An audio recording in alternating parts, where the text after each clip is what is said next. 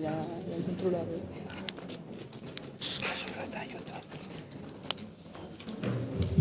Bé, bon dia a totes, secretari general, bon dia alcaldes, alcaldesses i regidores, tècnics municipals, representants d'entitats que ens acompanyeu avui en aquesta presentació de la llei de contractes de servei a les persones. Per nosaltres és important que puguem compartir amb els principals agents que contracten el nostre país i aquells que presten serveis a les persones en el nostre país el contingut d'aquesta llei i fer-ho d'aquesta manera, és a dir, en primera persona, i com després podrem fer, després de la presentació intensa per part de la directora general, poder esvair els dubtes que pugueu tenir arrel de la presentació d'avui o arrel de tot el que pugueu haver anat coneixent o sentint al voltant d'aquesta llei. Tan sols per part meva dir-vos que el 70% de la contractació de serveis de les persones en el nostre país el realitzen els nostres ajuntaments i per tant per això és molt important que les persones que hauran de gestionar aquestes contractacions amb els nous paràmetres siguin i sigueu els principals o els majors experts en el contingut d'aquesta llei. Una llei que el que persegueix bàsicament és que els serveis a la nostra gent tinguin el màxim de qualitat, que la qualitat estigui per sobre de qualsevol altre paràmetre, cosa que la contractació a dia d'avui, com bé coneixeu, no és una tasca senzilla poder-ho arribar a fer, sinó que el preu sempre és la principal variable a l'hora de la contractació dels serveis. I per part meva res més, des de la delegació del govern a les comarques de Barcelona. Després del dia d'avui sabeu que ens teniu a la vostra disposició sempre per això i pels dubtes que tingueu i que calgui treballar. I si us sembla ens hi posem, directora, i abans de passar la paraula excusar el representant de la taula del tercer sector per un imprevist d'última hora que fa res ens ha trucat que li era impossible poder estar aquí amb nosaltres per una qüestió sobrevinguda, però compartirem igualment tots i totes les reflexions que puguem, ja que en aquesta sala també hi ha diferents entitats vinculades amb aquest debat. Per part meva, a disposar i director general quan vostè ho vulgui. Moltes gràcies, delegat. Bon dia a tothom, a les alcaldesses, als alcaldes, als regidors i a les regidores que ens acompanyen i sobretot als professionals de la contractació, tant dels ajuntaments, els tècnics, com també els professionals de les entitats i de les empreses que ens acompanyen avui aquí. Perquè avui sobretot parlarem de contractació pública. I ja sé que aquest és un tema, diríem, no especialment amès, un tema potser complicat, difícil, molt tècnic, però és important, diríem, que puguem tenir aquesta jornada. Jo faré una primera exposició de la llei, dels objectius, de les finalitats, del per què és necessària aquesta llei de contractes de serveis a les persones, però sobretot el que tinc molt interès és en escoltar-vos a vosaltres, escoltar la veu del sector, escoltar els vostres problemes, els dubtes, totes aquelles preguntes que vulgueu formular i per tant, diríem, jo crec que aquesta és la part, diríem, més interessant, el diàleg, no? I la possibilitat de parlar amb tots vosaltres i de poder respondre a la mesura possible a les vostres preguntes. Però, com he dit, començaré parlant d'aquest projecte de llei que tenim ara en tràmit al Parlament de Catalunya, que esperem que es pugui aprovar ben aviat, perquè em sembla important assenyalar una mica com sorgeix, per què i a quines necessitats respon aquest projecte de llei. Això que us dediqueu a la contractació pública segurament ho sabeu i ho heu viscut directament, però jo crec que val la pena fer una mica de repàs d'on venim, no? Sabem que durant molts anys la prestació de molts serveis vinculats a l'estat del benestar per part de les administracions públiques, doncs hi ha hagut una part que és la prestació directa per part de les administracions, però molts d'aquests serveis, molts d'ells han anat sorgint d'una manera, diríem, potser no planificada, potser no estructurada. Alguns són de caràcter conjuntural, d'altres són temporals, d'altres són estructurals i s'han anat convertint també en estructurals. Han anat apareixent com molts serveis, moltes necessitats vinculades a l'estat del benestar i les administracions han fet front a la prestació d'aquests serveis a través dels mitjans de què hem disposat en cada moment. Però també és veritat que hi ha moltes entitats, i sobretot a Catalunya, que és una societat, diríem, que té un component, diríem, associatiu important, doncs hi ha moltes entitats, moltes associacions, però també empreses, que han col·laborat amb les administracions públiques prestant aquests serveis a través de diferents fórmules.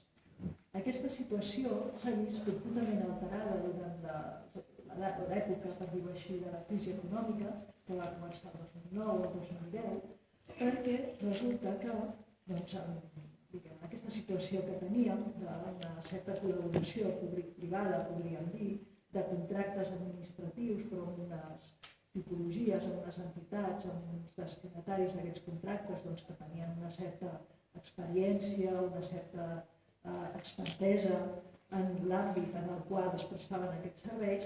Tot això de cop i volta, a partir dels anys, com he dit, 2009, 2010, 2011, doncs comencen a aparèixer també en les licitacions públiques altres tipus d'empreses, altres tipus d'entitats que entren en concurrència amb aquestes que ho venien prestant des de feia temps i sobretot amb el model de contractació pública que teníem, doncs que estava fortament dominat el preu, com comentava el delegat, doncs això va comportar moltes vegades el desplaçament d'aquestes entitats que fins llavors havien estat prestant aquests serveis i la substitució d'aquestes entitats per una altra tipologia d'empreses o d'entitats que van aparèixer en aquest any de crisi. A mi no m'agrada concretar, però jo sé que tots sabem i ens vindran al cap exemples o situacions que hem viscut i que, per tant, sabeu perfectament de què estem parlant. En aquesta situació sí que és veritat que el model de contractació pública que teníem, llei del 2007, text del del 2011, què ens deia la llei? Doncs jo sempre ho resumeixo amb una frase, perquè crec que resumeix molt bé el model que teníem, que ens diu que l'oferta s'havia d'adjudicar aquella proposta econòmicament més avantatjosa. Per tant, el model econòmic, el model del preu, l'element del preu, estava el factor dominant en la contractació pública durant molts anys. Aquest model està canviant. Actualment la contractació pública segueix uns altres paràmetres, està evolucionant i s'està convertint en un instrument estratègic de primera magnitud a nivell europeu. Tot aquest canvi comença el 2014, amb les famoses directives de contractació pública del 2014, que s'havien de transposar dins d'un termini de 2 anys, que estava marcat pel dret europeu, el 2016 havien de ser transposades. Com sabeu, aquí no es van transposar dins de termini, es va fer més tard. La llei de contractes del sector públic estatal va entrar en vigor el 2018, per tant, 2 anys després del que hauria estat desitjable i previsible. Ara tenim una nova llei estatal de contractes, una llei bàsica, però aquesta llei tampoc no resol tot el problema que teníem en l'àmbit de la contractació pública. La llei arriba fins on arriba, és una llei bàsica que sí que apunta cap a un nou model de contractació pública, més estratègic, més enfocat a objectius socials o ambientals, però que tampoc, diríem, no és un canvi radical de model. Posa les bases perquè la contractació sigui millor, però no resol tots els problemes. De fet, jo ara quan faig aquest any 2019 o 2018 mateix, en algunes jornades, rebo, per exemple, moltes queixes o comentaris de dir aquest nou model encara no el notem. Encara, la llei parla d'una sèrie d'objectius, però tot això no s'està notant. I és normal, és a dir, una llei que ha entrat en vigor tard, que ve d'un model antic, encara tenim molts contractes que es regeixen per la normativa anterior. I de fet, diríem, el canvi no el començarem a notar fins aquí ben bé un any o més. Tots els canvis requereixen el seu temps. Però també el que volem posar damunt de la taula és que les directives, així com propugnen aquest canvi de model de contractació pública, van més enllà. També preveuen altres models. I sobretot, en l'àmbit dels serveis a les persones, que veurem què vol dir això de serveis a les persones, el que fan és donar eines a les administracions públiques perquè estableixen règims específics per aquest tipus de serveis. A partir d'aquí, aquesta previsió que tenim a les directives, que és una opció que donen als estats membres, no és obligatori, és una possibilitat, a partir d'aquí el govern de la Generalitat es comença a plantejar l'any 2016 si seria possible desenvolupar aquest model. Els articles 74 i següents de les directives parlen d'aquest règim específic, doncs si això a Catalunya ens permetria tenir un model diferent, més avançat, més protector i que ens permetés avaluar en els procediments de selecció, avaluar les empreses amb criteris diferents. A partir d'aquí es comença a treballar en aquest nou marc. Quina és la diferència principal? Per què interessa aquest nou marc de contractació pública que tenim a les directives? Com sabeu, els que us dediqueu a la contractació pública, en el règim general, i és el que desenvolupa també la llei estatal, els principis que apliquem són transparència, publicitat, igualtat i concurrència, bàsicament. En aquest règim específic que es preveu en el dret europeu, quin és el canvi? Doncs que s'apliquen 3 principis, com deia, publicitat, igualtat i transparència, però en canvi el principi de concurrència es pot modular, passa a un segon terme. I quins són els principis que operen en lloc del principi de concurrència? Quins són els principis que permeten modular aquest sistema de concurrència? Doncs ens diuen les directives que podem tenir en compte l'atenció a col·lectius vulnerables, la continuïtat del servei, l'accessibilitat, l'exhaustivitat, la participació dels usuaris, per exemple, o la innovació. Tots aquests altres principis ens permeten modular la contractació pública amb criteris i amb principis diferents. I sobretot el que ens diuen les directives és que en el règim especial específic de serveis a les persones el que compta, tot l'element central d'aquest model és la qualitat, valorar la qualitat en la contractació d'aquests serveis. I aquest per mi és el canvi més important respecte al model general. El model general, que com hem dit estava dominat pel preu i que amb tots els canvis que hi ha hagut el preu continua sent important, aquest element no el perdem de vista, continua sent important. En canvi, en l'àmbit dels serveis a les persones, les directives europees ens permeten posar l'accent en la qualitat. I per tant, diríem, aquest és un canvi, un element diferencial que convé tenir en compte. Per què? Perquè és possible posar més l'accent en la qualitat. Doncs les pròpies directives, en el preàmbul i quan es refereixen a aquest règim, ens parlen que aquests serveis a les persones que es defineixen a l'annex 14 de la directiva, amb una sèrie de codis, ara ho veurem, doncs tots aquests serveis tenen un caràcter sensible, un caràcter delicat. La directiva utilitza aquesta terminologia, aquests adjectius. Des del punt de vista de la contractació ens sona com una mica estrany, però parla d'aquest caràcter delicat d'aquests serveis perquè requereixen segurament una sèrie d'elements de tenir en compte l'arrelament al entorn, de tenir en compte factors diferents del factor preu i que per tant cal posar l'accent en tot aquest conjunt d'elements i característiques que incideixen a la qualitat del servei. Quins són aquests serveis? Que quan parlem de serveis a les persones, quina tipologia de serveis són? Com dic, la definició o la delimitació d'aquests serveis els tenim a l'annex 14 de la directiva. És una llista molt llarga. Ja tenim els codis de contractació, tots els que us dediqueu a la contractació sabeu de què va, els TPDs, com els TPDs, és el vocabulari comú europeu que defineix els contractes en funció una qualificació, unes xifres, i això ens permet fer estadístiques de contractació, ens permet dissenyar indicadors, que són uns codis. Ara bé, diríem, aquesta definició d'aquests codis és molt àmplia, és a dir, és una terminologia molt àmplia. I la llista d'aquest annex 14 doncs aquí hi ha una mica de tot. Hi ha serveis vinculats a l'estat del benestar, serveis que nosaltres en direm socials o vinculats al dret a la salut, al dret a l'educació, hi ha aquest tipus de serveis, però n'hi ha molts altres. Hi ha serveis de l'agència jurídica, de transport, hi ha moltíssims serveis. Quan ens vam plantejar fer aquest projecte de llei que tenim ara al Parlament, es van descartar molts d'aquests CPDs, perquè es va reduir molt la llista respecte dels codis que permet la directiva europea. I sobretot el que es va valorar és la necessitat, és a dir, ens trobàvem que volíem en uns determinats serveis millorar la qualitat en què es presten aquests serveis. I una forma de fer-ho és valorar millor la qualitat en el procediment de selecció.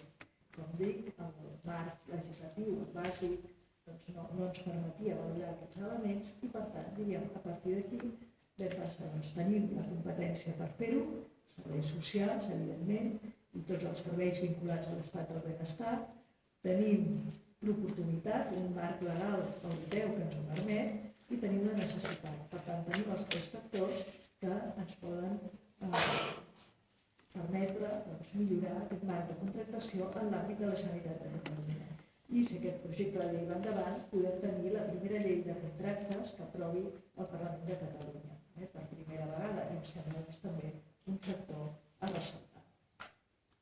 Tenint en compte aquests elements, com dic, l'any 2016 es crea un grup de treball amb representació dels diferents departaments de la Generalitat implicats o que tenen competències en aquesta matèria i també es va convidar a representants de l'àmbit local, perquè, com ha dit abans el delegat, vam veure que una part molt important d'aquests serveis, els que la directiva anomena serveis a les persones, són serveis que de fet pertanyen a l'àmbit competencial de les administracions locals, dels ens locals, que són serveis locals, en un 70%.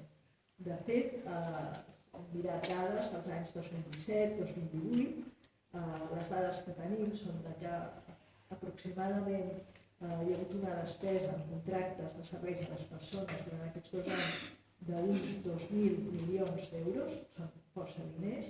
Aquests 2.000 milions d'euros responen a xifres d'uns 4.000 contractes, també són molts contractes, i de tots aquests, un 70% són d'ajuntaments i entitats locals, ajuntaments, diputacions, consells comarcals. Per tant, les xifres són clares. Estem parlant de serveis en els quals l'element local és molt important, perquè el motiu es va convidar també a participar en aquest grup de treball tant a l'Associació Catalana de Municipis com a la Federació Catalana de Municipis i també amb un gran ajuntament, en el cas de l'Ajuntament de Barcelona, perquè també ens va semblar oportú comptar amb la seva experiència i la seva aplicació. Aquest grup de treball va estar funcionant durant mesos, va preparar un text. Aquest text després es va sotmetre a informació pública, es va passar a audiència de les entitats, es van recollir moltes aportacions. Segurament molts dels que esteu aquí, d'entitats, veu participar, veu col·laborar, veu fer les vostres aportacions, algunes les veu recollir en la mesura possible, i per tant, aquest és el text que finalment va aprovar el govern l'any 2017. El 2017, a més, aquest text, aquest primer projecte de llei, va arribar a entrar al Parlament, el mes de setembre. Desgraciadament, com sabeu, en aquest país, a partir de l'octubre del 2017, es va produir una situació política que va comportar l'aplicació de l'article 155 de la Constitució i, desgraciadament, malauradament, es va dissoldre el Parlament, es va dissoldre el govern de la Generalitat i durant mesos es va estar aplicant aquest article. I això va comportar la decaiguda d'aquest projecte de llei, va quedar sense poder ser tramitat. L'any 2018, quan recuperem el govern de la Generalitat, es recupera també aquest projecte de llei i s'inicia de nou la seva tramitació el mes d'octubre de 2018 entra al Parlament de Catalunya i és el text que actualment, com dic, si tot va bé, el mes d'octubre es podria aprovar. explico una mica la història perquè jo crec que és important, una mica els antecedents, com sorgeix aquest text, qui ha participat en la seva elaboració i doncs, en el moment que ens trobem. A partir d'aquí, les línies generals d'aquest text. Jo sempre he dit que el text actua a dos grans nivells en l'àmbit de la contractació pública, en les dues fases de la contractació. En la fase de preparació i selecció del contractista fins a l'adjudicació del contracte i, molt important, en la fase d'execució i control de l'execució del contracte. La llei preveu mecanismes o fórmules per actuar en els dos grans àmbits de la contractació pública. Com actuar en la primera fase, de la selecció del contractista? He explicat una mica la problemàtica que volia resoldre la llei, la situació en què ens trobava i, per tant, la voluntat de millorar la selecció del contractista per poder valorar aquells aspectes que realment a l'administració li interessa valorar. Aspectes vinculats a l'experiència, a l'expertesa de les entitats, de les empreses amb les quals volem contractar, que per tant ens permetin oferir un millor servei a la ciutadania. Com actua la llei en aquest àmbit? Doncs bé, la llei el que fa és actuar a nivell de regular uns criteris d'adjudicació per tipologies de contracte que ens permetin valorar la qualitat, d'una banda. En segon lloc, regula un procediment per poder, un tràmit restringit, un procediment restringit, per poder seleccionar millor aquelles empreses, aquells proveïdors que volem per aquesta tipologia de serveis. Ara explicaré les característiques. I, en tercer lloc, estableix limitacions en els efectes del preu en la selecció dels proveïdors. Com actua a nivell de criteris d'adjudicació? Doncs bé, la llei el que fa és limitar el pes del preu en el conjunt dels criteris d'adjudicació. Ens diu que el preu no podrà superar, no podrà representar més del 40% del total de la puntuació, això s'estableix per llei, el 30% en el cas dels serveis vinculats a la salut, per tant obliga a establir altres criteris, 60%, 40%, haurà de ser una altra tipologia de criteris que no sigui preu. Aquí, de vegades, es fa una mica la crítica de dir, doncs, si no pot ser preu, que és un element objectiu, veurem en la discrecionalitat, en la subjectivitat de l'administració i, per tant, diríem aquí, sobre la porta, alguns procediments no transparents. La resposta és que no, això no és així. És a dir, jo sempre dic que el 60% o el 70% poden ser criteris objectius, perquè no siguin preu. Quins són els criteris que preveu la llei per diferents tipologies de contracte? Depèn perquè està l'àrea. Després hi ha diferents capítols per cada tipologia. Doncs aquí trobem uns criteris, diríem, que són perfectament objectius, des de poder mesurar la ràtio de cuidadors per pacient, per exemple, és un criteri perfectament objectiu, les titulacions del personal o dels equips que presta aquests serveis, són elements perfectament mesurables i objectius que es poden valorar, o per exemple, si parlem de serveis de restauració auxiliars a serveis d'hospitals o de residències, doncs, per exemple, el percentatge d'aliments frescos o d'aliments de proximitat que es puguin utilitzar en aquests serveis. Per tant, estem parlant de criteris en la mesura possible objectius, de criteris mesurables i, per tant, però que no són preu. Són diferents del factor preu. Aquest doncs, és un element important i que em sembla que val la pena remarcar. També he dit que es limita el factor preu en aquests procediments de selecció. A part d'aquest 40% o 30%, en el cas dels serveis de salut, també hi ha una prohibició explícita d'utilitzar el procediment de subhasta. Les subhastes no es podran utilitzar en la contractació de serveis a les persones. És també una garantia i un límit en relació a protegir la qualitat en aquest tipus de serveis. I després també he parlat d'un procediment restringit en la selecció dels proveïdors. Aquest és un procediment que tenim regulat a la llei i que ens permet seleccionar entre els licitadors que es presentin a una contractació aquells que tinguin un plus de responsabilitat social o ambiental o de compromís social en la tipologia de l'empresa.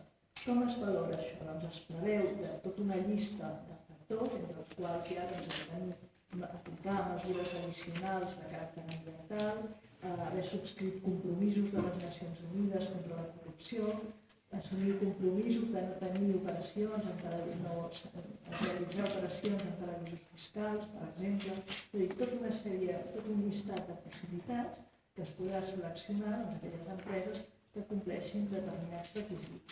A partir d'aquí, fer aquest filtre, aquesta selecció de proveïdors per poder fer la licitació. Per tant, tenim a la llei tota una sèrie d'elements que ens permeten dissenyar un millor contracte, escollir millor els proveïdors i, per tant, prestar millor aquest servei que volem prestar. Perquè la finalitat última, com dic, és donar un millor servei als ciutadans. En l'àmbit de l'execució, en el control de l'execució, quins són els mecanismes que tenim?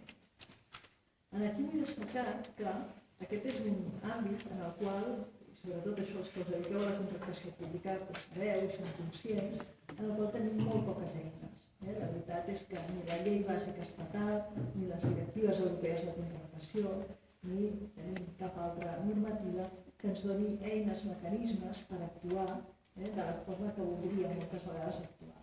Moltes vegades, quan s'adjudica el contracte, ja tenim adjudicat, tenim l'empresa adjudicatària, comença el contracte comença a entrar en vigor i aleshores, suposem que molts d'aquests contractes tenen una durada de 3, 4, 5 anys, el primer any tot funciona molt bé, el segon any potser ja no comencem a notar unes mancances o deficiències i ja no la cosa funciona tan bé, el tercer o el quart any és quan realment ens apareixen problemes. I què podem fer? Doncs moltes vegades no podem fer gran cosa, tenim molt poca capacitat per respondre a aquest tipus de situacions. No tenim eines, no tenim mecanismes, no tenim, a part d'imposar penalitats, que és l'única possibilitat que ens diu la llei, doncs realment ens sentim moltes vegades lligats de peus i mans perquè no tenim manera d'actuar. Doncs bé, aquí la llei de contractes de serveis a les persones preveu una sèrie de mecanismes per poder actuar i, per tant, em sembla que és una de les novetats més importants de la llei que val la pena destacar. D'una banda, la llei el que fa és reforçar la figura del responsable del contracte.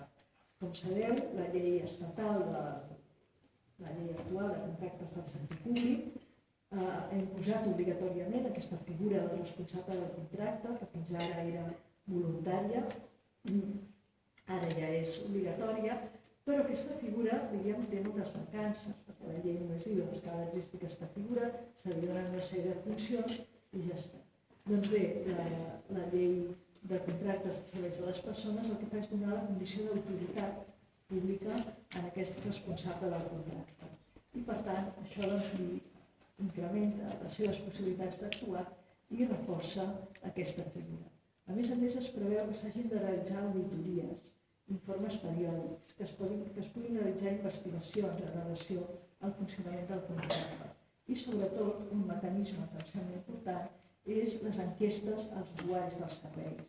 Perquè moltes vegades l'administració el que detecta són queixes dels usuaris que potser no és exactament un incompliment del contracte, i per això de vegades estàs una mica en un terreny que no saps molt bé com respondre, però, les queixes dels usuaris no estan previstes com un mecanisme que pugui incidir a la satisfacció en el compliment d'aquest contracte. Doncs la llei preveu les enquestes als usuaris i fins i tot si aquestes enquestes denoten una insatisfacció greu, important, doncs que es pugui arribar a resoldre de forma anticipada aquell contracte, que l'administració pugui recuperar el servei i, per tant, és un mecanisme efectiu per poder respondre en cas de situacions greus, de queixes o mancances realment greus a partir de l'opinió dels usuaris. Sembla important també tenir-ho en compte. Evidentment, aquest mecanisme ningú li agrada haver-lo d'utilitzar.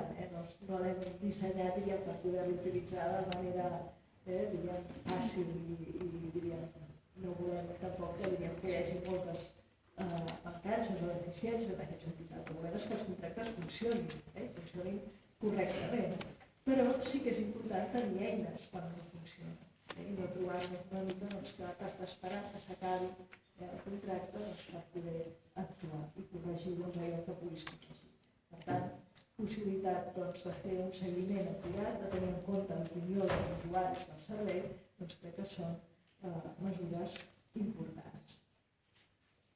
Una altra qüestió que també volia posar en relleu respecte a aquest projecte de llei, després suposo que ja entrarem més en el diàleg i en el debat, i per tant deixo moltes qüestions per comentar després.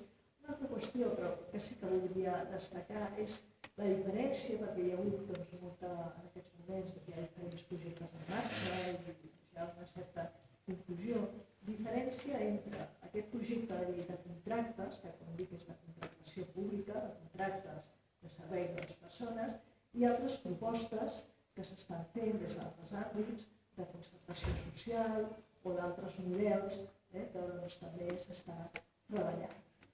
Bé, com deia, la directiva del 2014 preveu per un tipus de serveis, com dic, aquests serveis a les persones, que eren explicitats a la pròpia directiva, preveu dues possibilitats, o tres, diríem. Una és aplicar el règim contractual general, que és el que estem fent. És a dir, de fet, molts d'aquests serveis actualment es regeixen per contractes públics normals de la llei de contractes. Per tant, aquesta és una opció. Però, alternativament, preveu dues altres opcions. Una és un règim de contractació específic, que seria aquesta llei que tenim en tràmit al Parlament, amb unes característiques determinades, que són les que he comentat, i una altra opció és extreure aquests serveis, o part d'aquests serveis, de la contractació pública i regular un model no contractual, un model diferent. Com sabeu, des del Departament de Treball, Afers Socials i Família, s'està impulsant també un model que en diuen de concertació social, és un model no contractual, que té diferències amb el model contractual i que s'està treballant en paral·lel amb aquest projecte de llei. No és un model contractual, per tant, no és la meva especialitat, podria conèixer les característiques del model i en podem parlar si voleu, però no és un model contractual. Per tant, jo m'he centrat en el contractual, que és el que conec i el que crec que pot donar resposta a molts dels serveis que tenim avui aquí. També vull dir que el model contractual, això ho deixa molt clarament el projecte de llei que hi ha al Parlament, deixa molt clarament explicat a l'article 3, un dels primers articles de la llei, aquest model contractual s'aplica quan no s'apliquin altres models. És a dir, primer hi ha altres opcions de gestió directa, la concertació social o altres models, convenis, etc., que puguin existir. Quan no s'apliqui cap d'aquestes formes de prestació, aleshores entrarà en joc aquest model de contractes de serveis transversals, aquest règim específic. Quins serveis? Bé, com he dit, respecte de la directiva, s'ha fet un filtre, no tots els serveis de la directiva han quedat inclosos en aquest model, però fins i tot la llei és més restrictiva que la llei estatal, perquè la llei estatal també fa una revisió d'aquests contractes de serveis a les persones a la disposició addicional 47a de la llei. Ens diu que les concessions i els contractes de serveis a les persones utilitzant la tecnologia comunitària podran tenir en compte aquells principis que jo comentava al principi, la continuïtat, l'exhaustivitat, l'accessibilitat, l'atenció a col·lectius vulnerables, la participació dels usuaris, etc. Tot això es podrà tenir en compte en aquests contractes, no diu com, simplement diu que es podrà tenir en compte i diu que això serà aplicable a una sèrie de serveis que també s'escriuran en codis TPBs, igual que la directiva, que són els restrictius dels que hi ha a la directiva, que estan a l'annex 4 de la llei estatal. Doncs bé, la llei catalana és més restrictiva encara, és a dir, no tots els serveis que tenim ni a l'annex 14 ni a l'annex 4 de la llei estatal, sinó només aquells serveis que realment pensem que tenen una importància des del punt de vista dels serveis socials o de la salut, que estan vinculats, diríem, a altres drets i que, per tant, mereixen un tractament específic. La llista que hem inclòs de serveis és més restrictiva. A partir d'aquí, jo crec que més o menys aquesta seria l'exposició de quina és la finalitat de la llei, els objectius de la llei, els continguts més importants. Jo crec que a partir d'aquí el que seria interessant és obrir un diàleg amb tots vosaltres i obrirem un diàleg amb tots vosaltres. Escoltarem primer la veu del sector, perquè ens sembla important. Ja sé que molts de vosaltres veniu d'ajuntaments o d'ens locals, però també del sector. Jo sé que aquí hi ha entitats molt diverses. Ho sé, que he vist les llistes, us conec, amb alguns de vosaltres ens hem trobat, però sobretot he volgut també combinar, especialment amb una persona vinculada a la prestació, en aquest àmbit de prestació del servei social, perquè ens doni també la seva visió en relació al projecte de llei. Tenim la Cinta Pasqual, presidenta d'ACRA i de la Vitronada, segurament molts de vosaltres la coneixeu, si vulguis. Bé, sobretot bon dia a tothom i gràcies a la taula per convidar-nos en nom d'ACRA. Jo el primer que vull és agrair, crec que s'ha d'agrair l'esforç que ha fet el departament per tirar endavant, malgrat tot el que ha passat i malgrat l'article 155 i malgrat totes les diferències, perquè moltes de les entitats han anat al Parlament, hem dit la nostra, però malgrat això crec que s'ha tirat endavant i el que tenim més il·lusió perquè s'aprovi aquest octubre i també això haurem de ser capaços de fer aquest pas endavant perquè és quan realment culminarem aquesta llei. I per què? Perquè nosaltres considerem que les entitats necessitem estabilitat jurídica i les entitats que ens dediquem a l'atenció a les persones, jo crec que la Mercè ho dia molt bé, a vegades ens confonem el concert. Fixeu-vos que molts dels ajuntaments que regiran per aquesta llei prèviament tenen un concert social. Per tant, fins i tot juguen amb dues figures. I és importantíssima aquest marc que ens dona estabilitat i que, per tant, la transposició de la llei europea quedi feta, perquè en algunes altres comunitats s'havia fet i nosaltres ho tenim present. Jo crec que quan es parla d'atenció a les persones és la màxima servei que puguem parlar, perquè estem parlant d'atenció a persones i a col·lectius que moltes vegades són col·lectius vulnerables. I per això és tan important que aquesta llei protegeixi i busqui indicadors de resultat per aprimar la qualitat per damunt del preu. Que aquesta ha estat una de les nostres reivindicacions. Però sobretot, i jo ho explicava l'altre dia, dins dels nostres serveis, des del 65 fins al 95 i el 96% són directament cost de recursos humans. Per tant, si entra en subhasta, el preu entra en subhasta les persones i els preus, en aquest cas, els salaris de professionals, i això és una cosa que nosaltres la portem dient, que no és tan difícil saber què és el cost dels nostres serveis. Quan des d'ACRA vam començar a treballar, ens vam agafar molta responsabilitat perquè som el 70% dels serveis d'atenció a les persones. Representem 170.000 persones ateses, 42.530 places, 41.000 treballadors directes i moltíssims indirectes i més de 1.052 serveis distribuïts. Entre els nostres socis hi ha ajuntaments, hi ha entitats en afany de lucre sense, hi ha tot tipus de serveis. I jo crec que això és el que ens empodera a poder valorar quina és aquesta possibilitat que tinguem o quins són els paràmetres i les aportacions que hem fet en aquesta llei. Nosaltres vam veure aspectes molt positius de la llei, firmar el model qualitatiu purament econòmic.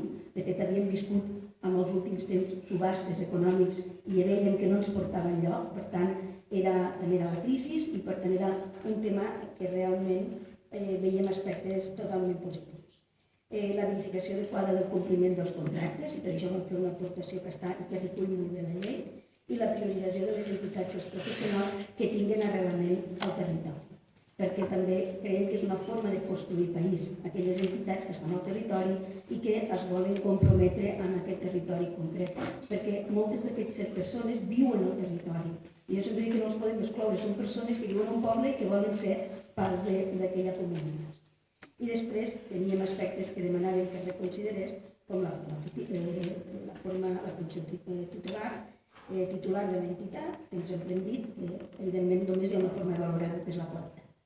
I que aquesta és l'única forma que tingues la targeta de presentació que tingues, tothom amb la tingui clar, que l'única manera és que ofereixis serveis de qualitat. I aquí també demanàvem que es fos molt estricte. Quan no hi ha qualitat, es pogués rescindir, tirar endavant i tirar el contracte. Per això era aquesta segona proposta tan important que recull molt bé, que és la d'una figura que vetllés pel contracte. Al llarg d'aquests anys, jo dic que he trobat ajuntaments que tenen aquesta figura molt bé i que, per tant, més enllà del sentit de fiscalitzar per aquella figura, et sents acompanyat, perquè quan va sortir un problema a les comissions de seguiment es va resolent. Per tant, aquesta figura és molt important, també és cert, i això ja ho dic que no tots els ajuntaments tenen aquesta figura dins dels propis serveis dels ajuntaments o fins i tot el pressupost dels últims anys a vegades no permet ni tan sols poder contractar persones. Però creiem que vetllar pel compliment del contracte és important perquè al final, si l'entitat sigui la que sigui, amb la titularitat que sigui, no fa bé les coses, ha de hi haure indicadors de resultat i objectivitat per fer que aquesta persona, aquesta entitat no continuï. Hi ha un altre tema que és l'estabilitat contractual. És a dir, nosaltres als serveis curts, amb atenció a les persones, considerem que no funcionen. És a dir, 3-4 anys, abans apliques el model, fas la subrogació del personal, tornes... És un patiment, sobretot per les persones usuàries, que fins i tot dient no ho han de patir, es pateix, i també pels professionals. És a dir, creiem que és important donar estabilitat al contracte. I en aquest cas es pot solucionar aquest problema actualment. Hi ha altres revisions futures de preus si el contracte dura, doncs aquest és un tema que també queda damunt de la taula. I després la igualtat en el tracte. Les persones grans necessiten, o tot tipus, persones amb discapacitat, necessitem tenir un model a Catalunya que garantitzi la igualtat. Estigui on estigui al poble que estigui, necessitem que tingui igualtat. I a vegades els sistemes de copagament de la Generalitat ho tenen, que paga el mateix una persona que està en un centre públic gestionat de més dels 2.500 que hi ha a Catalunya, com els 40.000 o 32.000 que són concertats. Paga el mateix, és el mateix sistema. I això és molt important. Creiem que és important que la gent se li garantitzi el mateix sistema de copagament. Això actualment és així, potser algunes fórmules no, però el mateix que està fent amb nous sistemes de copagament com l'atenció domiciliària sí que pot passar que surten des de a 13 euros hora o a 21 euros hora. Això considerem que el sector i tots els municipis necessitaríem algun model que diguem per baix d'això no es pot aplicar perquè tenim uns convenis i uns costos col·lectius o per dalt d'aquí tampoc seria correcte. Per tant, nosaltres pensem que la llei ha sortit amb almenys plantejada amb unes garanties per a les persones usuàries i per les entitats que ens dediquem a atenció a les persones i, per tant, estem compromesos amb aquesta llei i esperem que s'aprovi al Parlament. Reitero, felicitar el Departament per la feina feta. Gràcies, Cinta. Jo crec que ara passo la paraula al delegat i obrir el diàleg. Moltíssimes gràcies, director general. Gràcies, presidenta. Si els sembla, com explicava la directora general, el que ens interessa de manera especial és poder compartir amb tots i totes vostès visions, dubtes, aclariments. Per tant, obrirem aquest moment per compartir-nos. Hi ha micròfons a la sala, de manera que aixequin la mà, ens diguin el seu nom i entitat que representen per tal de poder dirigir-nos a vostès i acumularíem 2 o 3 preguntes, si els sembla, donaríem resposta i tornaríem altra vegada. Per tant, la paraula la tenen vostès. Tenim una per allà, una per allà i una altra allà. De moment faríem aquestes 3 i després... Bon dia. Soc Lourdes Mas, directora de la Fundació Finestrelles, que es dedica a l'atenció a persones en situació de discapacitat intel·lectual. La meva pregunta és, com ha citat la ponent, a la vegada que surt la llei de contractes de les persones, està a punt de sortir el decret llei de concertació, acreditació, concertació i gestió delegada. De quina forma està solapen? O quin és el llindar, o quina és la frontera de serveis que tenen que anar per la llei de contractació regulació o per el decret llei de concertació? Perquè tenim una mica bé. Moltes gràcies. La següent, Immaculada.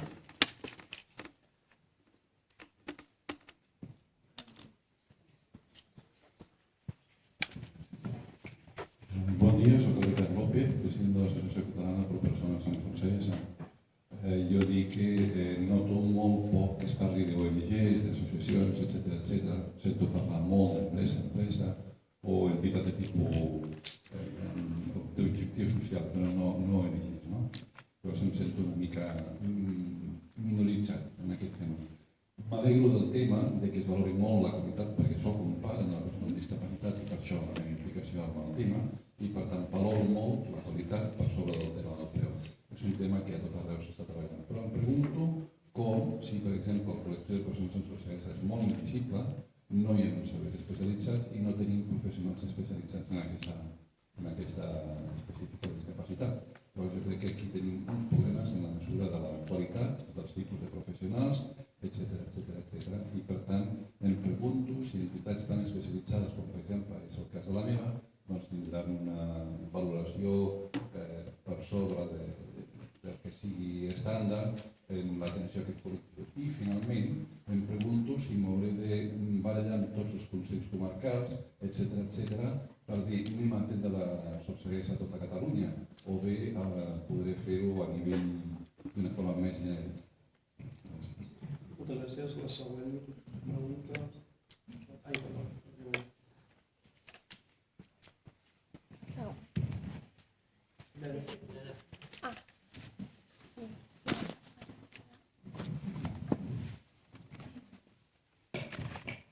Bon dia. Agrair la jornada per poder fer aquesta aposta comuna que tots partim de la mateixa informació en aquest projecte tan important que estem d'alguna manera treballant. Soc Àngels Viteres, gerent de l'Associació Benestar i Desenvolupament, tercer sector social. Bé, jo escoltant Mercè Corretja, doncs d'alguna manera em preguntava quines diferències hi haurà a la pràctica amb aquesta llei si surt endavant i la llei que estem aplicant actualment, bàsicament la llei de contractes del sector públic, que crec jo que té molt recorregut i que és la millor llei de contractes que hem tingut fins avui i que alguns ajuntaments ja estan fent moltes avançades. Veig que fas èmfasis en algunes qüestions molt similars a les que nosaltres ja estem trobant amb la contractació pública, les licitacions. Això per una banda. Per una altra banda, clar, aquest és un projecte de llei, però les directives europees parlen clarament de que també pot ser de no compra aquest tipus de serveis, parles de serveis delicats, i d'alguna manera potser no hem estat prou agosarats amb el poder prioritzar sí o sí les entitats del tercer sector social a l'hora de l'aplicació en el projecte. Després també em preocupa el tema de l'execució, de que no sigui, o sigui, estem pensant també mesures per simplificar i fer mòduls per simplificar la justificació. O sigui, no pot ser que una entitat, per exemple, com la nostra, l'any passat vam fer una despesa de més de 30.000 euros en auditories. Tothom demana l'auditoria. No és per administracions, sinó per cada projectet, per projecte gran, petit. Es fan oficines d'execució, com si això realment afavorís la transparència. Haurem de buscar fórmules de menys burocratització, simplificació d'aquesta eficiència en l'execució. Això em fa també, tinc algunes interrogants al respecte. Després també quan al 40-60 pensem que a la pràctica el 60 moltes mesures tornen a ser econòmiques. Cost econòmic, preu, més ratis, més personal, etc. I aquí ens preguntem per què no hi ha una pràctica tant en la llei de contractes del sector públic, que sí que ho permet, com en aquest projecte de llei, de parlar de la Cinta Pasqual, doncs coneixem molt bé els costos. L'estructura de costos nosaltres la tenim claríssima. Llavors, per què no surt ja el preu del cost del servei determinat i no hem d'anar ni al 40-60 amb alguns serveis que això fos possible? I després, ja per acabar, amb el tema de la durada de contractes, estic completament d'acord, evidentment, amb el plantejament tant d'una com de l'altra, aquesta estabilitat que necessitem, que estigui present la revisió de preus, perquè a vegades ja aquesta durada de contracte s'ha incrementat i dona aquesta estabilitat, Però la revisió de preus, que és importantíssima perquè a més va lligada als costos laborals i aquí va lligada ha d'anar alineat amb els convenis, encara no tenim un conveni únic, ha d'anar alineat amb les negociacions col·lectives, per tant això hauríem de veure com casa millor. Bé, aquestes són algunes reflexions per compartir amb el conjunt. Gràcies. Gràcies, si us sembla, doctora. Sí, les anem contestant perquè han sortit molts temes, jo crec, no? I per tant, convé, diríem, contestar-los cada un d'ells per separat. El primer tema, la diferència entre el decret de concertació social i el projecte de llei de contractes de serveis a les persones. Com he dit, les directives europees de contractació preveuen per la provisió de serveis socials tres modalitats: la contractació pública general, que és la llei estatal, a la qual també em referiré, i les dues possibilitats alternatives, que són un règim específic de contractació, que és l'objectiu d'aquesta llei que hi ha al tràmit al Parlament, o bé extreure aquests serveis de la contractació pública i sotmetre'ls a un altre règim. Aquí els Estats membres tenen llibertat absoluta. Ens diu la directiva, formes de finançament directe, llicències, autoritzacions, diríem, però ho diu només a títol enunciatiu. El Departament de Treball, Afers Socials i Família, com deia, en aquest cas ja fa temps que està desenvolupant un model, desenvolupant aquesta previsió de la directiva, que és un model no contractual, que seria el tema de la concertació social, que té dues modalitats, gestió delegada i concert. Aquesta concertació no té res a veure amb els concerts de l'antiga llei de contractes. Això també ho vull dir, perquè a vegades els noms s'assemblen molt i ens pensem que és el mateix, i no. És a dir, els concerts, com els hem entès fins ara de la llei de contractes, aquests concerts, a partir de l'aplicació de les directives, tenen una modificació molt important. Queden completament modificats, perquè, diguem, amb les noves directives, aquests antics concerts, és necessari que es transformin en una nova figura, que seria la concessió de serveis, que incorpora un element nou, que és la transferència de risc, que això no existia abans. Per tant, diríem, aquests concerts, que eren contractes, s'han de modificar i han de passar a ser contractes de serveis o concessions amb transferència de risc. Aquest és un tema. Però, diríem, al marge d'això, el Departament, com deia, de Treball està desplegant un nou model. Les bases d'aquest model són el decret llei 3/2016, que es va aprovar en el seu moment, realment per fer front a aquesta situació de les directives que entraven al termini, va acabar el 2016, com he dit, i per tant afectaven de forma molt directa tots aquests concerts tal com s'estaven prestant, i per fer com un règim de transició, un règim pont, per dir-ho així, cap a un nou model, va aprovar aquest decret llei 3/2016, que va quedar pendent de desplegament precisament per efecte també del 155. Hi havia un decret que s'estava treballant, que també va quedar aturat i que ara s'ha reprès. I són aquests decrets que han estat en informació pública recentment i que segurament molts de vosaltres coneixeu. Quins serveis es presten d'una manera o d'una altra? La decisió és de la llei de serveis socials i, per tant, diríem, des del punt de vista de la contractació, una llei de contractes no pot decidir quins serveis es presten d'una manera o d'una altra. La llei que hi ha en tràmit al Parlament de Catalunya, la llei de contractes de serveis a les persones, és una llei de contractes que s'aplica quan no s'apliquin altres formes de prestació. Això és el que diu la llei. Per tant, la llei no pot definir quins serveis. L'únic que pot dir, com és un règim específic, no és el general, sí que pot dir en quins serveis queda delimitada els efectes d'aquesta llei, però no pot dir els serveis socials com s'han de prestar, perquè no és l'objecte de la llei. Això seria objecte d'una altra decisió. És la llei de serveis socials la que ha de decidir de quina forma es proveeixen el conjunt de serveis socials. Pel que tinc entès, ja he dit que no era el meu àmbit, jo dedico a la contractació pública, insisteixo sempre en aquest punt, perquè no vull sortir tampoc de temes que no conec, però pel que tinc entès, tots els serveis de cartera, de la cartera de serveis, en principi, anirien al model de concertació quan s'acabi el disseny i la regulació que està fent el Departament. Per tant, la voluntat del Govern de la Generalitat és que hi hagi dues formes de proveir els serveis, la prioritària, que seria la de la concertació social, que s'està treballant, i el model de contractació per tot allò que no es presti a través d'altres formes de publicitat. Aquest és el disseny. Espero això haver aclarit una mica la pregunta que se'm feia. Ja dic que jo insisteixo, jo et dedico a la contractació pública i és on em sento més segura, perquè és el que hem fet, però sí que voldria aclarir-ho. La segona pregunta feia referència a com valorar la qualitat, que hi ha uns serveis especialitzats que s'estan fent i això com es pot valorar. A veure, en principi, la llei el que fa és donar alguns exemples de criteris d'adjudicació per determinats casos. Hi ha una part molt important, diríem, que vull destacar, que va lligat també una mica al comentari que ha fet la senyora Pasqual abans, de dir, a veure, moltes vegades, i això tots ho sabem, aquests serveis, per què es diuen serveis a les persones? O per què la Unió Europea utilitza aquesta terminologia?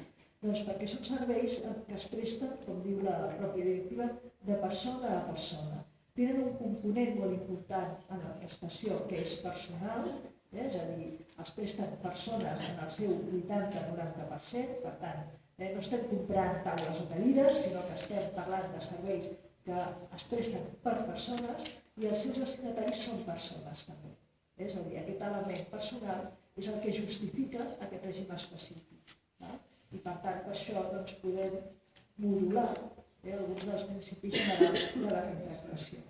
Doncs aquí, per exemple, la llei posa molts exemples de criteris, per exemple, temes molt relacionats amb l'estabilitat laboral, amb valorar, per exemple, criteris com que no hi hagi excessives rotacions d'aquest personal, limitar les rotacions d'aquest personal, que es tinguin en compte plans d'igualtat, per exemple, que es valori, com he dit, l'experiència dels equips, és a dir, hi ha tota una sèrie de criteris que tenim en la llei. Que aquests criteris tenen un cost econòmic, estic d'acord, evidentment, això haurà de repercutir en el càlcul dels costos i en el pressupost i en el preu del contracte. Tot això, quan les administracions primer s'ha d'aprovar la llei, quan aquesta llei estigui aprovada i per tant ja puguem dissenyar els contractes amb els criteris de la nova llei, doncs podem tenir en compte tots aquests criteris, podrem dissenyar els contractes d'una altra manera i tot això ho haurem d'incorporar en els plecs de clàusules. També se m'ha dit en algunes xerrades que no estem fent, haureu de fer guies de plecs. Evidentment, haurem de fer guies de plecs, haurem de fer molta formació i haurem de fer molts models d'acord amb la nova llei, perquè tenim molts reptes per resoldre amb aquest nou text. Però el primer que hem de fer i el que hem d'aconseguir és aprovar-la. Aquest és el primer objectiu que ens hem proposat. I anant una mica a últimes preguntes, perquè m'han fet unes quantes. La senyora Iteres, una persona que té una llarga trajectòria en aquest món també i que ens hem trobat en diferents jornades, jo crec que ha plantejat temes que a mi em semblen rellevants. D'una banda, diferència entre la llei bàsica estatal, la llei de contractes del sector públic i aquest projecte de llei que tenim en aquests moments en el Parlament de Catalunya. Bé, la llei de contractes del sector públic certament millora bastant el model de contractació que hem tingut fins ara. I jo sempre he defensat que és una bona llei.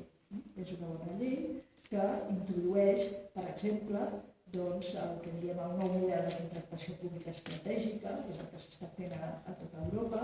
És una contractació pública, com he dit actualment, que incorpora un conjunt de valors, que promou les clàusules ambientals, socials, la innovació, la contractació en petites i mitjanes empreses, etc. És a dir, tot això ho tenim a la llei estatal. Però també és veritat que la llei estatal arriba fins on arriba. I per tant, diríem, hi ha una sèrie d'elements que es podem valorar en el conjunt del contracte, però amb les limitacions i amb els procediments que ens preveu la llei estatal, que és bàsica. Per exemple, quan de vegades volem que en una determinada licitació el preu sigui inferior, la ponderació del preu sigui inferior al 50%, hem de nomenar un comitè d'experts, per exemple.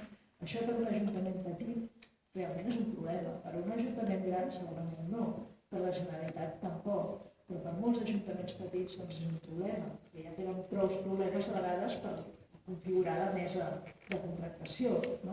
I alguns de vosaltres segurament sabeu a què em refereixo, per tant, diríem, això és un problema. Llavors, diríem, el fet que per llei es posi una limitació al pes del preu ens sembla un element rellevant, perquè ja ve determinat per la pròpia llei. De fet, la llei, i això no ho he dit al principi, però aprofito ara per dir-ho, s'inspira en un codi de bones pràctiques que segurament molts de vosaltres coneixeu, perquè el van signar més de 10 entitats, tant empreses, ACRA, Taula, Confederació, AFEC, moltes entitats, també els dos principals sindicats, UGT i Comissions, que l'any 2015 es va signar un codi de bones pràctiques en l'àmbit dels serveis a les persones, que molts d'aquests elements que després hem incorporat a la llei ja estaven en aquest codi. I per tant, diríem, en aquest codi, per exemple, hi havia una limitació al pes del preu al 50%. La llei va una miqueta més enllà, a limitar el 40%. Un altre element que he parlat de la responsabilitat de les empreses. En la llei de contractes de l'Estat, aquesta valoració de la responsabilitat sempre s'ha de posar en relació directa amb l'objecte del contracte. En el projecte de llei de contractes als serveis de les persones, aquest vincle no és necessari.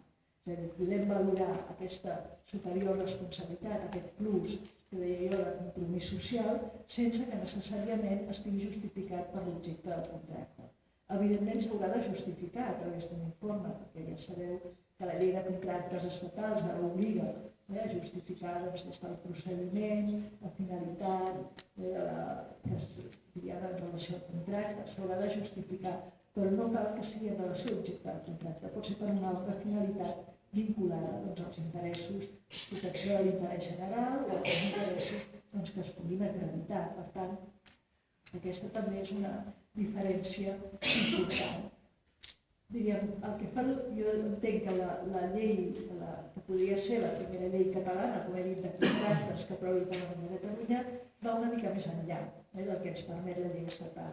La llei estatal és bàsica i, per tant, s'aplica a totes les administracions, és un marc legal que ens permet millorar la contractació pública, però el que volem és anar una mica més enllà, perquè en aquest tipus de serveis volem incrementar totes les opcions. Volem que realment la contractació d'aquest tipus de serveis a les persones realment sigui una garantia de qualitat i realment pugui anar més enllà. I per això la llei parteix dels mínims de la llei estatal, però va una mica més enllà en molts aspectes. Més coses que s'han comentat també, elements relacionats amb els costos. Sí, els costos és un dels grans problemes que tenim a l'hora de dissenyar contractes. Estic d'acord. La llei estatal ara també obliga, diríem, a que en els costos es tinguin en compte els costos de personal i realment és un tema que els òrgans de contractació estem treballant des de la Direcció General de fer una jornada específicament sobre l'elaboració de pressupostos, perquè sabem que és un dels principals problemes que tenim actualment, d'aprendre a fer pressupostos que incorporin tots els costos laborals, i això no és fàcil. De vegades coneixem els costos directes, però no els indirectes, moltes vegades, i és una dificultat afegida. Aquest és un element pràctic, però que anem treballant. Només diré així, a títol d'exemple i per informar-vos, per exemple, a nivell de la Comissió Central de Subministraments s'ha fet uns costos en l'acord marc de seguretat i vigilància. S'ha parlat amb totes les empreses implicades, amb la patronal del sector i amb els sindicats, perquè ens sembla també important incorporar-los, i s'ha fet una taula de costos orientativa, per exemple, que tingui en compte tots els costos del sector, molt especialment els elements indirectes, que són els que sempre se'ns escapen una mica a les administracions. Hem de treballar més en aquesta línia, és a dir, hem començat aquí, però molts altres sectors, i segurament aquest requereix també estudis d'aquest estil. Que tinguem estudis orientatius a les administracions que ens permetin treballar i valorar i fer bé els pressupostos com els hem de fer. Hi ha un element a la llei que va lligat aquí i que em sembla important destacar-ho. He parlat de limitacions en el preu. Hi ha fins i tot la possibilitat prevista en la llei que el preu sigui fix i que tota l'oferta es basi en qualitat. Aquest em sembla una novetat important, és a dir, a part de limitacions produïdes al 40%, provisió de subhastes, també hi ha aquesta possibilitat que el preu sigui fix i per tant que les ofertes no siguin sobrepreu, no puguin rebaixar el preu. El preu seria intocable i que tota l'oferta giri al voltant de criteris de qualitat. Aquesta és una opció també que tenim en la llei, no? I que em sembla una novetat a destacar. És una mica trencadora pel que normalment és el tema de contractació, però la tenim en la llei. I finalment la durada dels contractes i la revisió dels preus. Bé, aquí moltes vegades des de la Direcció General ja ens agradaria poder fer revisions de preus, no? Però tenim una llei estatal de caràcter bàsic que limita molt les revisions de preu i fins i tot aquest any, per exemple, quan es va incrementar el salari mínim interprofessional per part de l'Estat, hi va haver tot un moviment a veure si es podia modificar els contractes per adaptar-los, per assumir aquestes diferències, i va haver dos informes bastant demolidors de l'advocacia de l'Estat i de la Junta Consultiva Estatal, dient que no es podien fer ni modificacions contractuals, que no es podia assumir a través de cap altra figura, és a dir, que tancaven totes les possibilitats des del punt de vista contractual. Per tant, tenim difícil. No impossible, però sí difícil. Però sí que és veritat que quan es fa un contracte a termini superior al normal, i en aquest cas aquest tipus de contractes es presten a tenir terminis superiors per tots els costos que hi ha associats, més enllà dels 5 anys, doncs, clar, evidentment s'ha de fer un bon estudi de costos i el DEC, el valor estimat del contracte, doncs s'ha de tenir en compte aquelles variacions que es puguin produir durant aquesta durada. Sembla que no m'he deixat res, però bé, agraeixo totes les preguntes.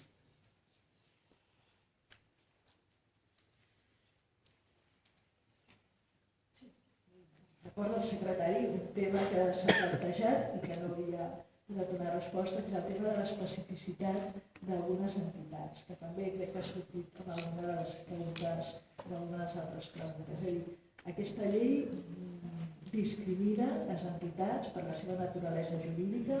La resposta és no. La llei de contractes no, perquè, com sabeu, un dels principis que tenim en compte la contractació pública és el d'igualtat.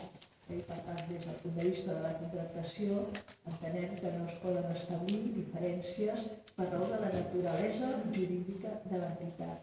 Ara bé, sí que el projecte de llei, sí que la llei estableix diferències, com he dit, per raó del que diem la responsabilitat o el compromís social de les entitats.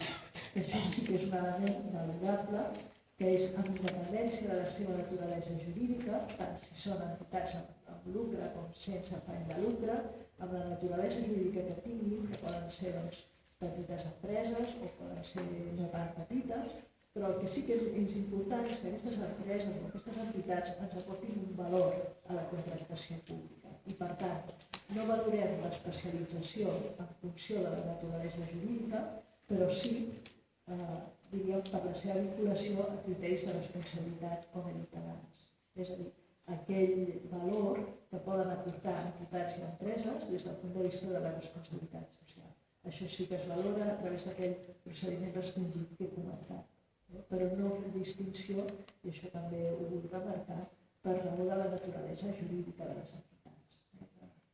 Això també és un element que des del punt de vista de la contractació hem de ser més neutrals. Continuaríem, si hi ha alguna altra qüestió, tenim una altra allà i una altra allà dalt, per tant, continuarem aquestes tres.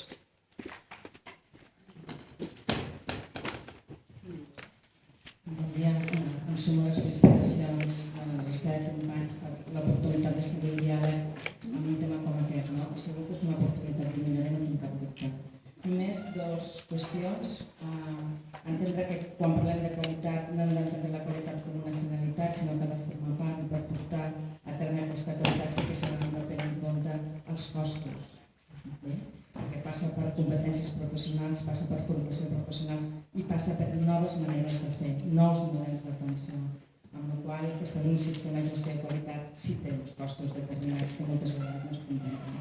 I bé, ja s'ha comentat. I l'altre, que sí que és el que més em preocupa, mentre que la llei no surt, la proposta de llei no s'ha aprovada, quan parlem de que el preu no pot superar el 40%, a mi sí que em preocupa, perquè la majoria de licitacions des de fa 2 anys cap aquí, el que està passant és que hi ha unes millores que passa per millores econòmiques, que passa per uns increments laborals que van des d'un 10 a un 20% de salaris professionals.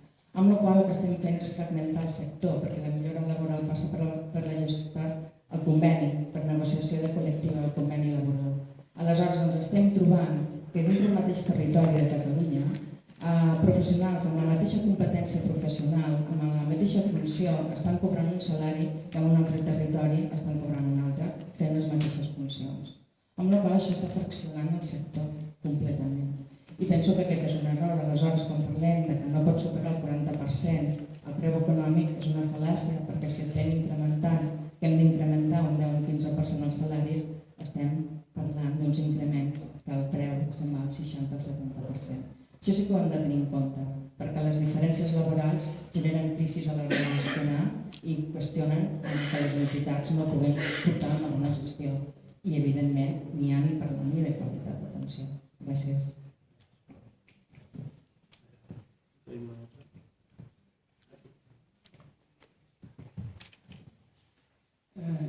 Bon dia, yo soy Teresa Pérez de la Federación Catalana de Drogodependencias.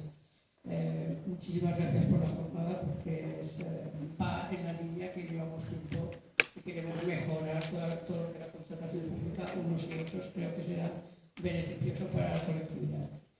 Pero la casuística en este momento es infinita y, por ejemplo, se está dando el caso que se está pasando a conciertos, servicios que entidades hemos gestionado durante 30 años y por contratación pública ganados contrato a contrato, y resulta que como esta contratación pasa al CatSalut, pues resulta que si no estás dentro del SISCAT no pueden contratar contigo porque no eres una entidad que tengas un hospital. Hemos gestionado el servicio durante más de 30 años y si pasa a concertación pública, nosotros somos los últimos, vamos, no podemos entrar a la concertación, no existimos. Entidades que hemos demostrado a lo largo del tiempo que hemos sido capaces de gestionar. Esto está pasando con varias entidades, sobre todo con los centros ambulatorios de drogodependencias que han pasado al CatSalut.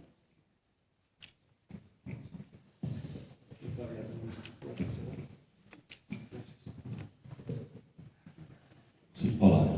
Sí, soc en Pep Montes, soc el gerent de la SELLEC, Associació Catalana d'Empreses del Lleure, l'Educació i la Cultura.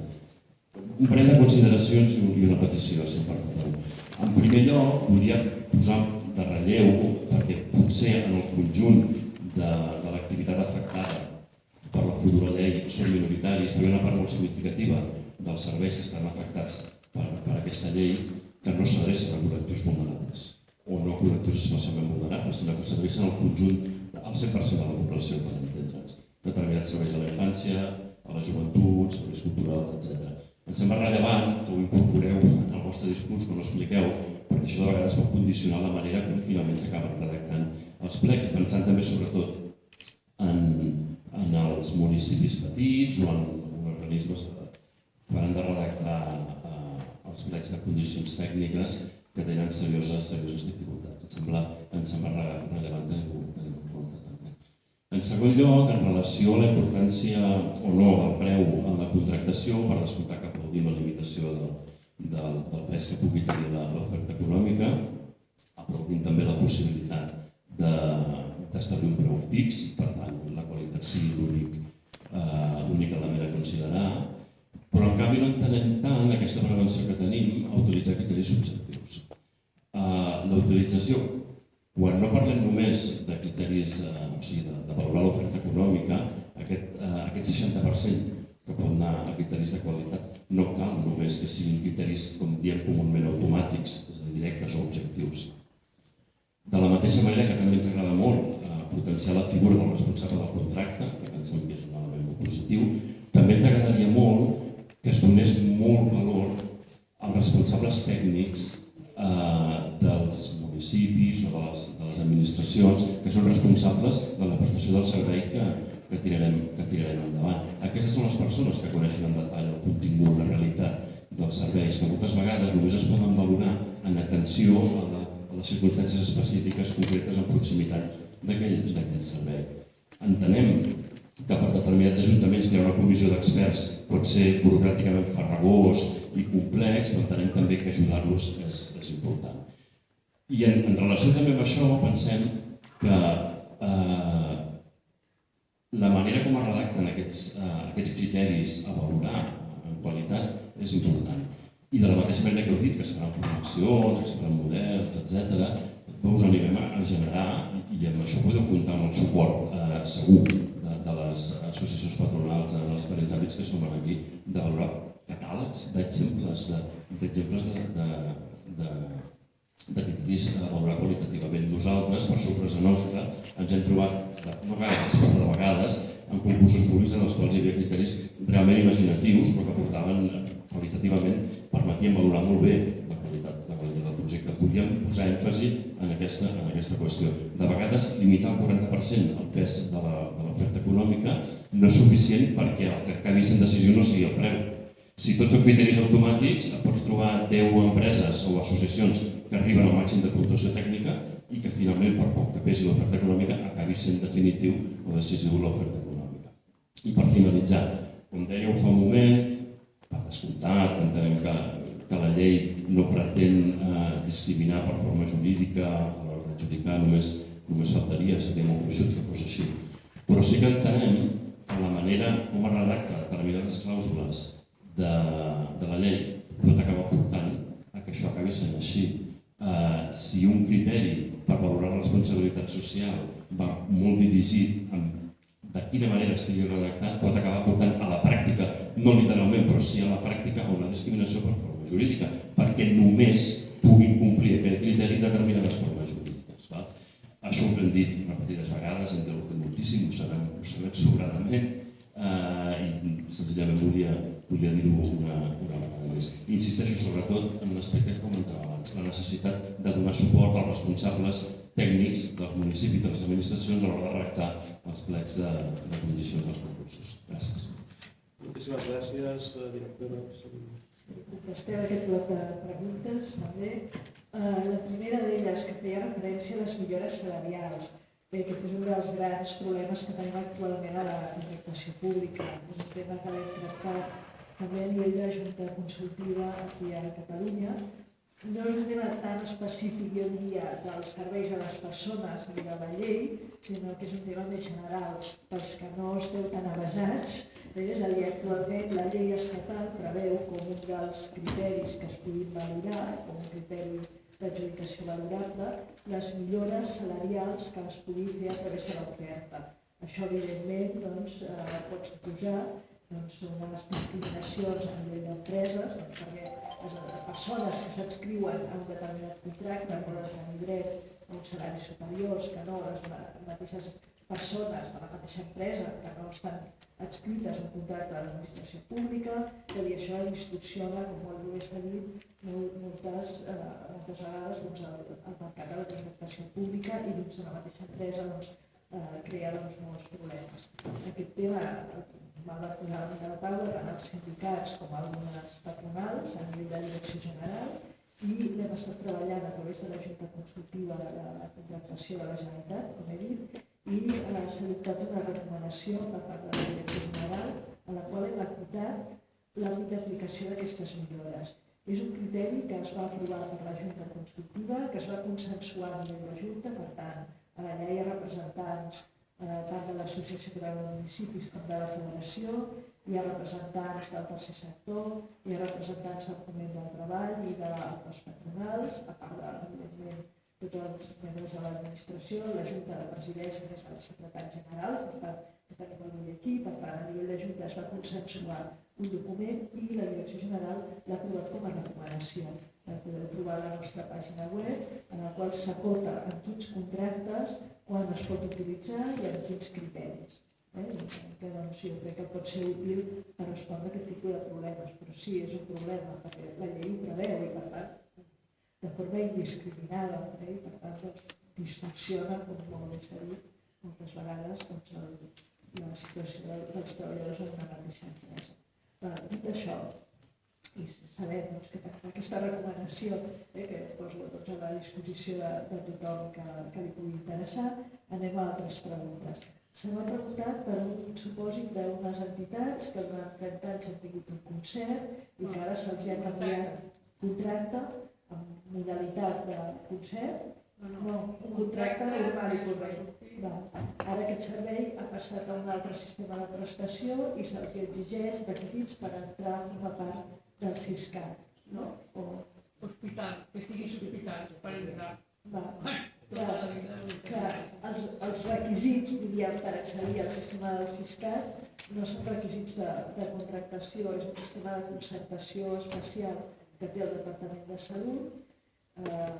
És a dir, això sí que aquí, diríem, les administracions tenen una certa llibertat en decidir com presten un servei. Si en comptes d'escollir el model de contractació prefereixen un altre model, tipus concertació o inclús la gestió directa, aquí sí que, diríem, jo des del punt de vista de contractació tinc poc a dir, em sap greu, però no puc dir, és una decisió, diríem, del Departament de Salut i en tot cas podem parlar del Departament de Salut, a veure si us podem donar contacte, que no és una decisió, diríem, que jo pugui intervenir des del punt de vista de la contractació pública.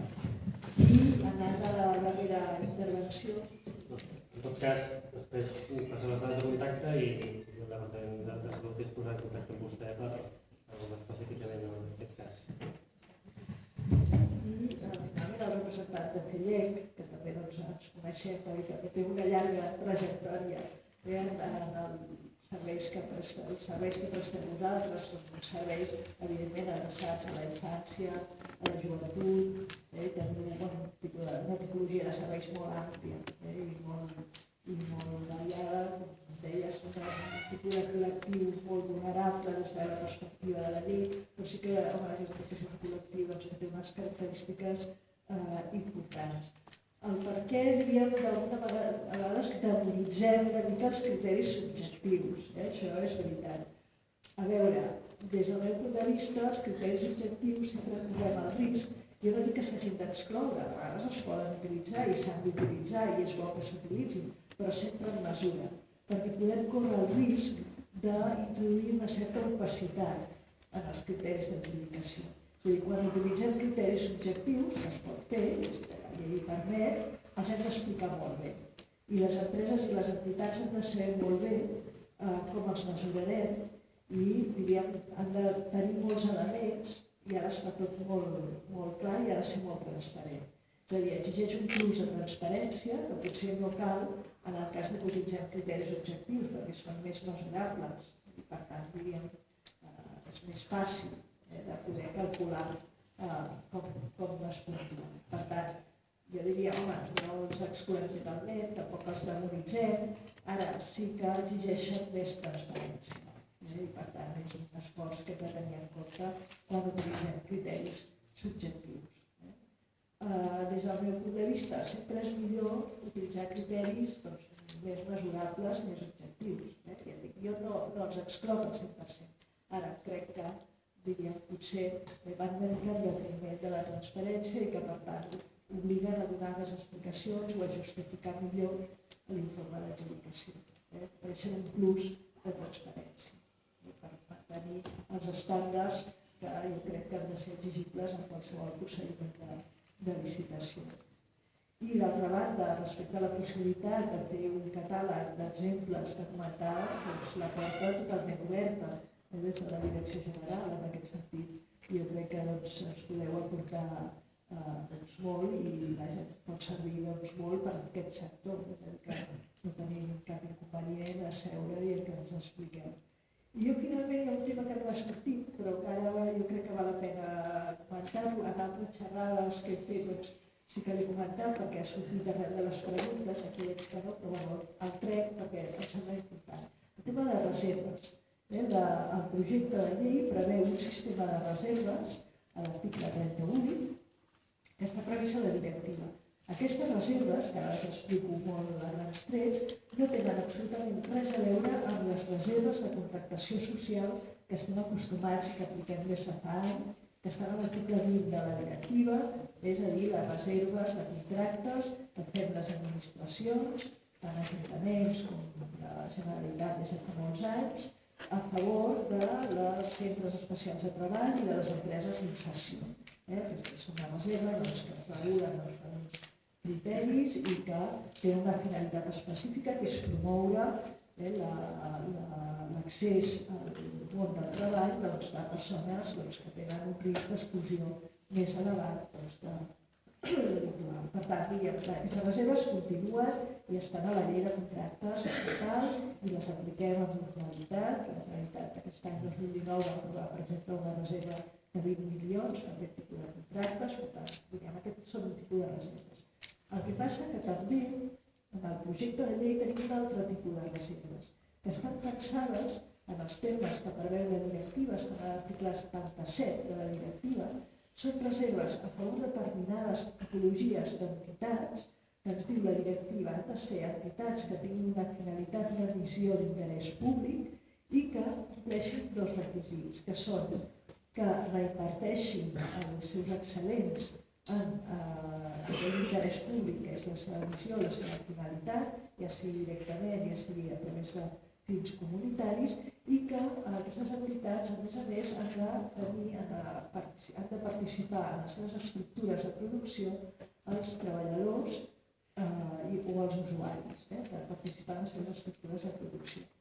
En definitiva, traduït al nostre idioma, què vol dir això? Doncs que haurien de ser entitats que tinguin una naturalesa cooperativa, per exemple, o entitats que no tinguin finalitat de lucre. I la directiva europea preveu que es puguin reservar determinats contractes, no tots els de servei de les persones, sinó uns contractes molt determinats, que venen molt delimitats, durant un període màxim, que són 3 anys. Per tant, és un límit temporal. Aquesta reserva també l'hem incorporat en el projecte de llei, sobretot a petició de petits municipis. Aquí va ser una petició expressa de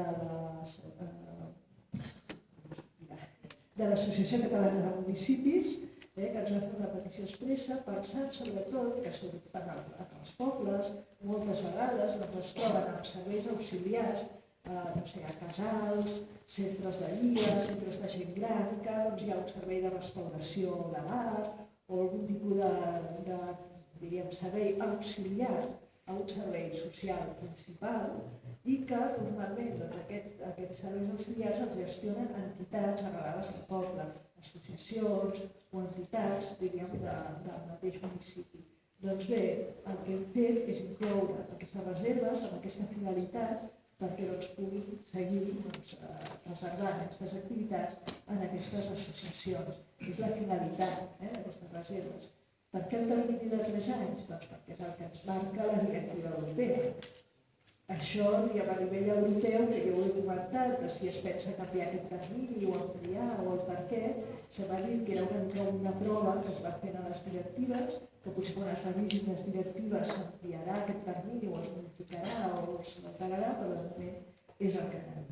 Per tant, sapigueu que hi ha també aquesta opció de reservar determinades activitats, no totes, tots els serveis, determinats serveis, sobretot està pensat per serveis auxiliars i per fer aquestes reserves d'entitats que normalment actualment estan gestionant aquest tipus de serveis.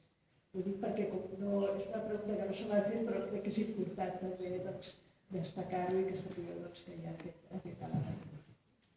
Si alguna darrera qüestió? Si no, procedirem a la corrent d'aquesta jornada per part del senyor de Castellano, secretari general del Departament de Presidència. Seré breu, perquè tenim un mica de sol i tots tenim les nostres obligacions. En primer lloc, agrair-vos a tots la vostra presència, als alcaldes, representants de les entitats, de les empreses, que actuen en aquests àmbits i totes les persones que estan involucrades en el procés de contractació de serveis a les persones, perquè en definitiva és el que pertanyia a aquesta sèrie de sessions informatives que estem fent a tot el territori. Per una banda, recordar en aquesta fase final de la tramitació de la llei quin és l'objecte del projecte legislatiu, perquè no se'ns oblidi.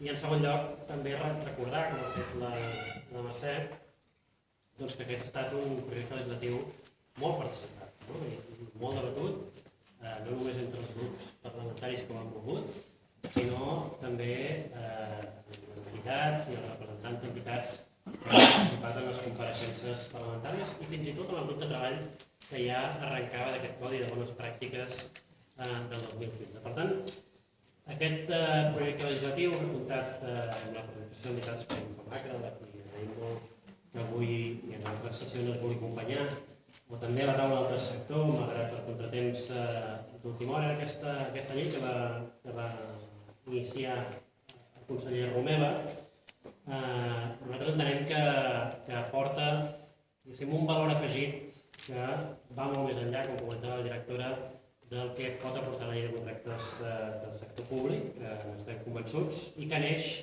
d'aquesta oportunitat que ens obren les directives en aquests serveis específics de persona a persona.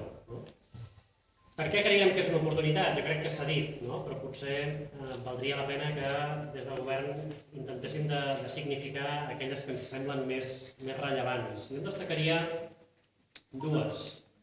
Destacaria dues tenint en compte que és una oportunitat, de vegades aquesta paraula potser està una mica passant, una oportunitat de país. I quan dic de país vol dir que involucra, evidentment, l'administració de la Generalitat de Catalunya, però també el conjunt d'administracions locals que, com ha comentat abans la directora, són responsables del 70% de la contractació d'aquest tipus de servei. Per tant, és un instrument que pot ser útil per la Generalitat, sí, però també i sobretot que pot ser molt útil al conjunt d'administracions locals. Oportunitat per què?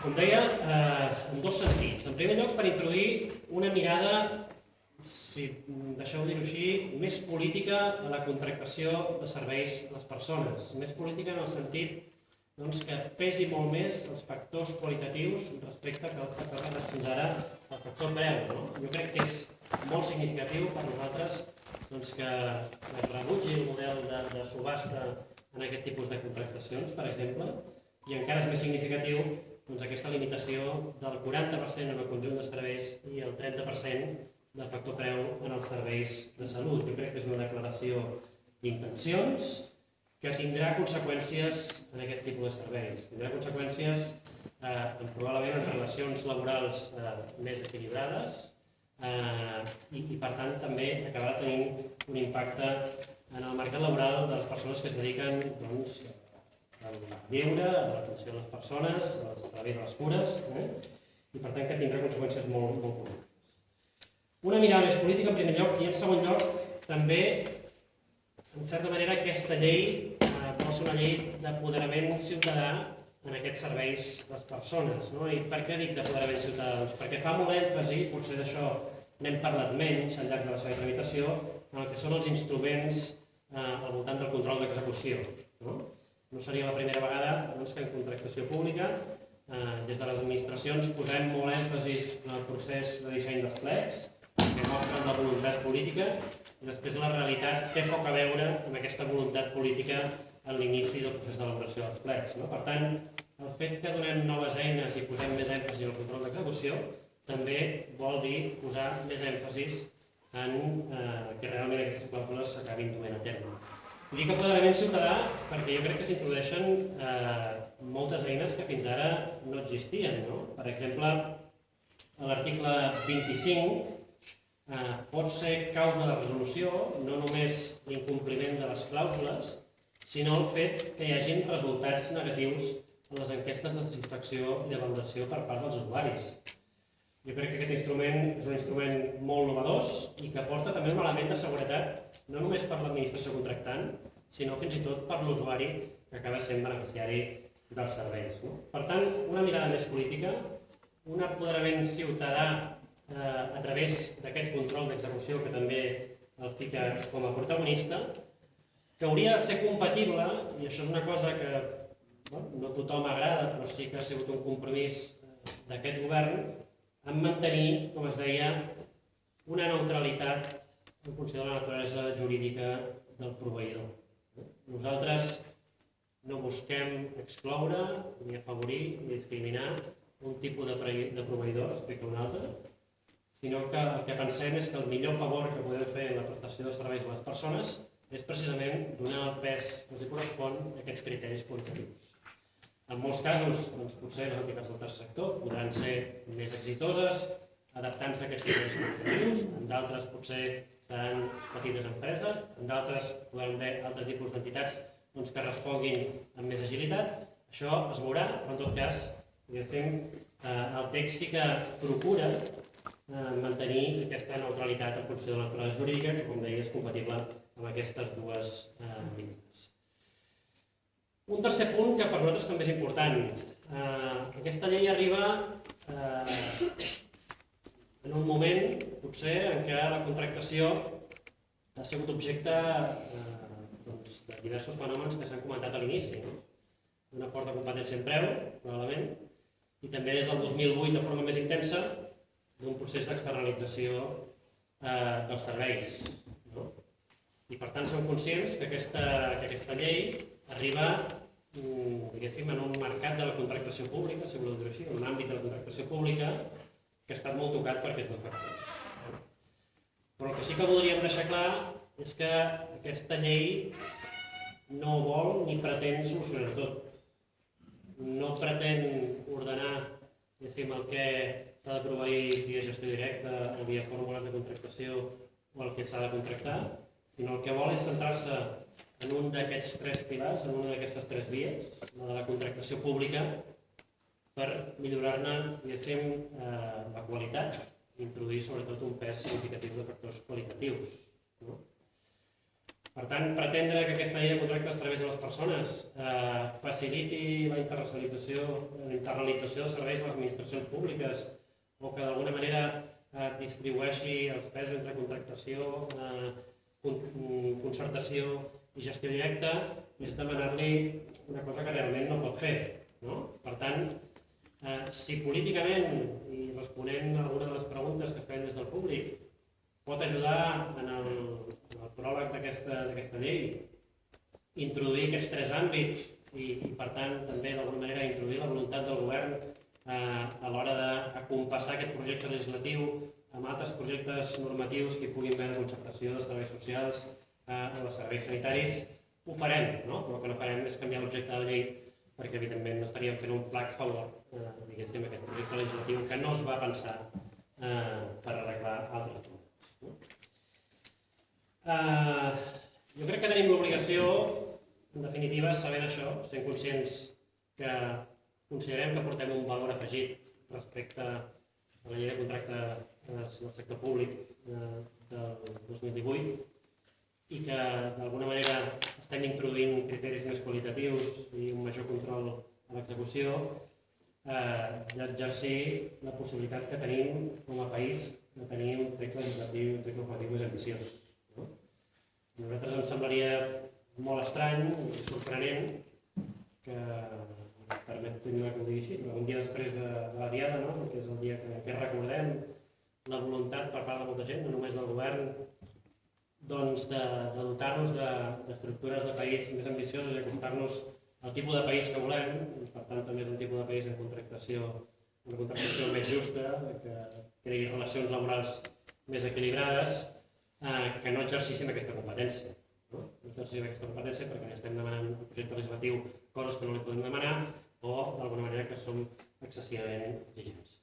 Nosaltres estem convençuts que això no serà així, és a dir, que sabrem veure l'oportunitat que significa aquesta llei de contracte de serveis a les persones i que per tant aquest octubre podem culminar amb la seva tramitació, sabent que tindrem un instrument que millorarà la contractació del tipus de serveis on molts de vostès operen, però com que els textos legislatius mai són perfectes i sempre són millorables, i també com a mostra per, d'alguna manera, explicar-vos que estem convençuts de la bondat d'aquest projecte legislatiu, des del Departament estem disposats a fer una cosa que no fem gaire sovint, que és analitzar l'impacte d'aquest projecte normatiu. Per tant, és a dir, veure com era la contractació en aquests àmbits a nivell de preu, a nivell de satisfacció d'usuari, abans fins i tot la llei de contractes de serveis del sector públic,